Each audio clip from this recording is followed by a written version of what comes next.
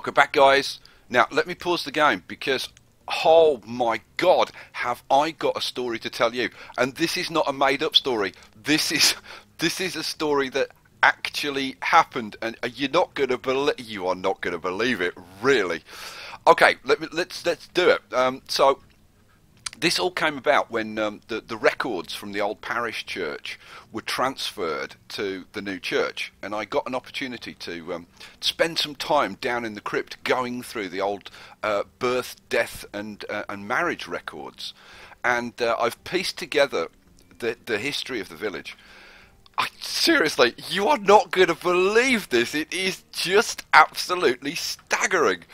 Okay, we go back in time to Mammy and Esterford. Right now, Esterford headed the town council, and he is regarded as the founder, and this is why the village is now called Esterford. Okay, now they had 5 children: Lillam and Lara, the twins, and Ashlyton, and Rutheribert and Rithini. Okay, so, but the story is about 2 sisters. It's about Lara and Ashlyton.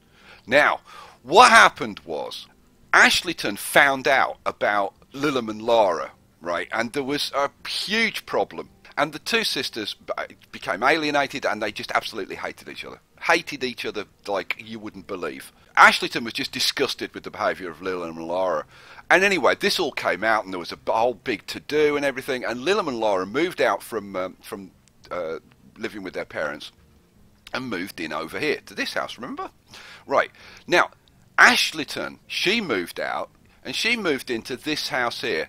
Now, you know most of this, but you don't know the next part of the story. Guess who she married? You're not going to believe it. Oh, yeah, she married Kell. Now, at the time, they started off as just a couple of foresters. But the thing that Ashlyton liked about Kell was that he was a bright guy and he was very ambitious, and he soon became the town teacher. You know, when we built the school, he became the town teacher, and he was the teacher for a long time. And they prospered. They worked very hard, and they invested the money that he got from being the town teacher, because he was quite wealthy, and they bought the blacksmith business. And it was Ashlyton who built up the blacksmith business. Okay, so they were doing great, and they were very influential in the town. And of course, our poor old Lillam and Lara, well, not poor old, Lillam and Lara were over here, and they were, ridiculed by the village and all the rest of it. And Ashlyton and Kell kind of ran things, right? And it was only when Ashlyton died that Lillam and Lara, in a sneaky and different, this is a story that's just full of lies and deceptions and betrayal and treachery. It's seriously, it is like Game of Thrones all over again. When Ashlyton died, Lillam and Lara took over the blacksmith business, right? Now this was a whole con and everything, and they forged documents to show that she'd left the business to them. It was horrible, guys. Anyway. So they took over the blacksmith business, and you remember Lara was running the whole blacksmith business and all the rest of it. And but they also got the house, right? And poor old Kell, right, had to move out, and he ended up living over here, right? So it's a horrible story, let me tell you. But now let me digress for a second. Lillam and Lara obviously had their first son, Audio. Now, as you probably remember, Audio moved over here and became a forester. And then he married Venia, and then they had a daughter called Anna-Leah, right? Now, Anna-Leah was the first grandchild of Lillam and Lara, and they doted on her. They just absolutely doted on her, and she ended up spending, like a lot of time with her grandparents. And unfortunately, Anna-Leah, she started off such a good girl, but she was influenced by Lara, and she became wayward. What can I say? Basically, she became a bit of a slut, and it happens. It happens, and she ended up running off with a sailor. As you do, a guy called Harron. Now, he was, you know, you can understand it. You know, she was a young girl. He was, you know, a handsome guy, you know, sailor, had his own boat. You know, what can you do? Anyway, they ended up living living down here, in actual fact. And they actually started a fishing business. And they were both fishermen, and they lived down here, and they were very happy, to be absolutely honest with you. Everything going very, very, very nicely. And they had a daughter, and her name was Kareen, right? Now, Kareen got married to a guy called Henardo, right?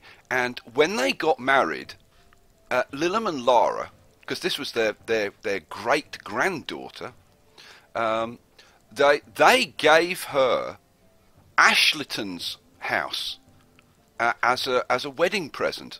And look, here's Henardo and Kareen living there, and there is their child, their first child, Brill, who is Lillam and Lara's great-great-granddaughter. And she is the direct descendant through all the firstborn of Mammy and Esterford. Okay, so there you go. But the story doesn't end there. Oh no. And this is where it all ties back in, guys, and you will not believe this, right? Who do you think Hernardo's mother is? Take a guess at who Hernardo's mother is. Okay, well, let me tell you. Okay, so you know the whole power struggle, right, where Kel thought that he was going to be the new parish priest and he was going to move into the new church and be the boss. Well, Lillam and Lara weren't going to have that, right? Oh no, because they are nasty people and they hold a grudge. And even though Ashleton was dead, they didn't like Kel either. So what they did was they decided that they were going to make sure that there was no way that Kel got to run to the new church, right? So Henardo, right, his mother was, oh yeah, Gala, right? And they connived to make Gala the new cleric. And no, she'll be moving into a new house soon, but she hasn't. Where's Gala? Here's Gala. Here's Gala, and so as you can see, it's just a whole. Oh my God! I couldn't believe it when I tracked it all down, and I found out that Gala was Hernardo's mother, and oh my God, unbelievable! And the fact that they nicked the business from Ashleton when she died, and they nicked the house and everything, and then gave it. Oh, unbelievable, isn't it? I love that. I absolutely love that. So we've got loads of people we can keep track of now. We've got Gala in the church, and we've got well, Kel's obviously died now. I mean, no wonder he died a bitter old twisted man. But we've got Henardo and Kareen and Brill. I definitely want to keep a track of Brill, and down here we've where are they? Oh, and here's Harren. Here's Harren and Anna Leah. And look at that, they've got their daughter still living with them. She's 39, she's never moved out. How about that? She's an old spinster. Never mind. Anyway, right. Enough of the stories for now. Man, we've got like tons to do. Right, I'm going to take this off pause now because we can actually get on with stuff. Right, so the mine is getting built. It's almost finished. Right, and we're going to need some houses for the miners. We're going to need some more stockpile. Now, I have noticed that over in the town, right, that the stockpile for the wood is pretty much full. So what we're going to do very quickly, there is a ton of stuff to do. Trust me. We're going to put in another stockpile here because we need it. We need the space.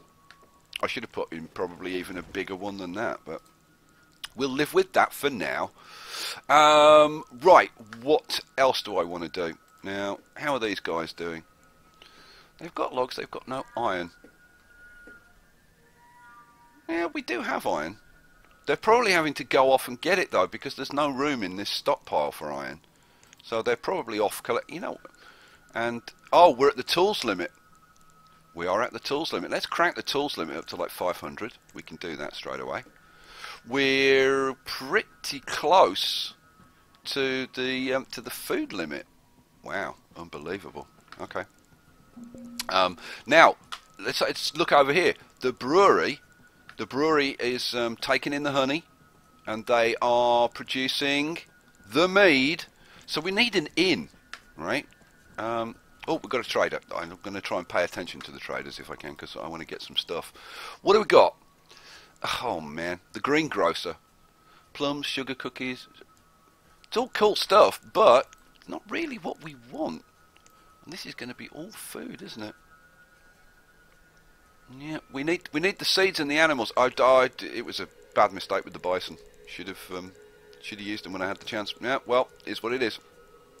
You can go away. Where are we? Trade. Dismiss. Thanks. Okay, is what it is. Right, this is built now. Excellent.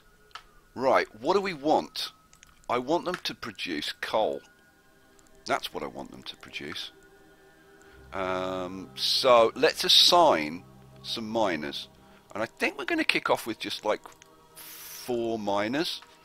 Now they're going to need a bigger stockpile than they've got. That's for damn sure. So let's put in another stockpile for them. Where's the limit of it? There. So let's put in a stockpile next to the mine. I'm going to put in like a fairly big one. There, that'll do. Right, now we need some houses. So what I'm going to do, I'm going to put a road along the side of the stockpile, and then in front of this, over there, like that. Right, so then we've got a road. So then we're going to have some houses, and we'll put a couple of houses in.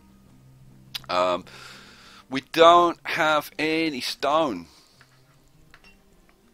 You know what? I'm going to get the guys to collect some stone. So we'll have that. Where else is there some stone? There's a bunch of stone down here, isn't there? Yeah. You can grab that. We're going to have to get a stone mine going as well. No question about it. Right, houses. More houses.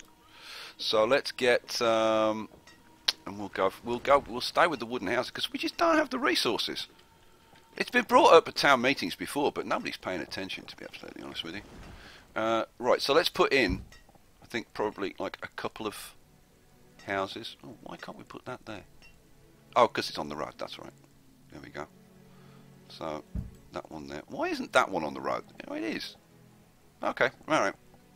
Looks like that. Yeah, they are lined up. It's just me going mad. Alrighty, so we're picking up all the resources now. We've got those 2 houses. That'll provide enough housing for the 4 miners that we've got in here. They're going to be producing coal now. They haven't produced any yet by the look of it. Get on with it. Produce some coal. Now we're going to be producing coal. We can get one of our blacksmiths producing some steel tools. That'll mean that we can get the sawmill going. Oh man, it's all going on, isn't it? Right, we've hit the food limit. Huh. Oh, that's kind of not good. But fortunately, we've got a ton of warm clothes. So that's kind of not an issue. Like the fact that all these people, like a lot of these people are not going to be doing anything, so they're going to be acting as labourers. Let's give them something to do. We're in winter, which is not kind of the best time to be sending them long distances, but kind of needs must. So let's go grab all of that stone over there. And you know what? Grab this stone as well. Now that's quite a lot for them to do. So we'll let them get on with that. These are getting cleared, which is good. Got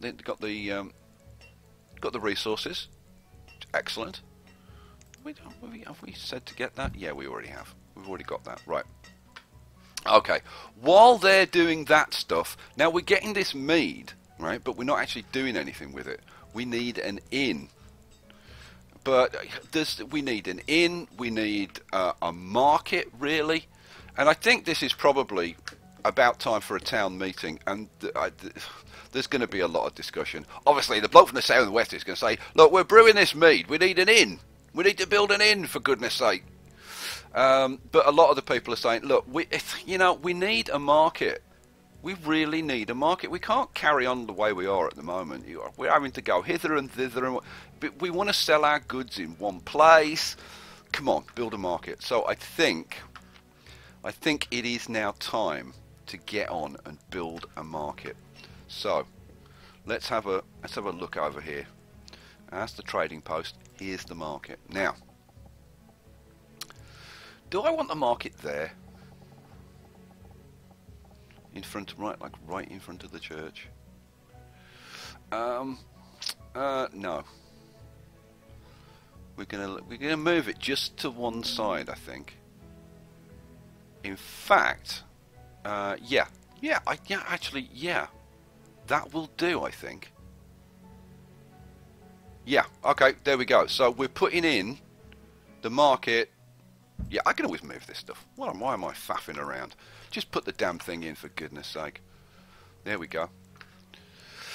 Oh, our town is growing up and evolving.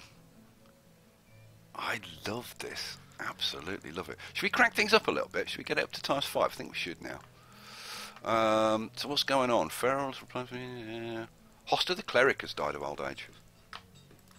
You know, now that we've transferred the records from the parish house, which we have, we don't really need the parish house anymore. We've got the chapel, and it's got adequate capacity. So I think we can actually get rid of the old parish house now. Yep, it's going to happen. See, this is progress. This is how things change. So we're going to get rid of the old parish house. Oh my God, how things are moving on. Oh, a little save game there. And that actually will provide us with some resources as that gets taken down. So I'll bring in a little bit of stone, which would be no bad thing. We're building up supplies of meat. The inn is going to be kind of probably sorta the next thing. We need some roads. We need some roads, and for now we're gonna put in dirt roads. So, because people are going to be wandering around here. Am I going to leave a gap or not? No. So I'm going to put a road in round there, and we're going to double it up like that. Yep, cool, excellent, liking it. What are we going to put in? Don't know. I was the inn, wasn't I? I was talking about putting the inn in. That's the abbey. That's the back. Oh, it's under the alcohol stuff, isn't it? Where's the alcohol stuff? Walls. Alcohol production. Here we go. So we've got the... Oh, here we go. Inn and garden. A public inn and garden is a place where people congregate for social merriment of all types. Which sounds good to me, to be honest with you. So... Oh, look at this. How cool is this? Oh, I think we might put this, like, over this side, maybe. Because people are going to be gathering at the market and doing all that kind of stuff. And then it's natural to put an inn nearby where people can go and chill and do all that kind of stuff. So I think we're going to put the inn...